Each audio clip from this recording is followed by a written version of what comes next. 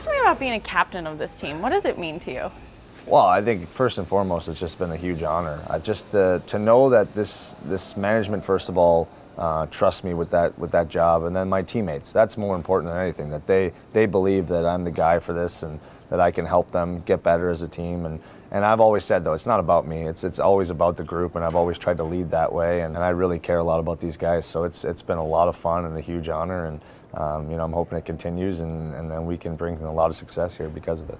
New guys come into the dressing room.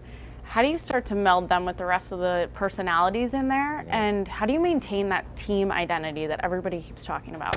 Yeah, I think that's part on leadership and part on letting them just kind of get acclimated too. I'm a big believer in getting to know those guys as fast as possible. So a lot of times I'll have them over for dinner with their wives, girlfriends, whoever, to try to get to know them as best. Because I think off ice, if you can feel comfortable, especially your families, it's amazing what that does for the player on the ice. It's always a little bit of a growing pain. I mean, you haven't played. Certain guys are used to touching the puck more, certain situations. But I think with this group, with how hungry they are, with these 3-4 guys that we got, it's amazing how quickly I think they're going to get acclimated. Torch just keeps saying, we're worrying about the next game. We're not worrying about the playoffs. How do you balance those two things? Well, I think because it's simple in this game. I mean, look at the point spread between teams. You cannot worry about the playoffs right now because every game is just so crucial and so important. We learned that the other night with just, if you take your foot off the gas for a little bit, teams jump on you. And we need to be that team. We need to be that team that's consistently in it every night and forcing teams to make mistakes. And so we are a one day at a time approach. And I love that. We've been like that all year. If you really look at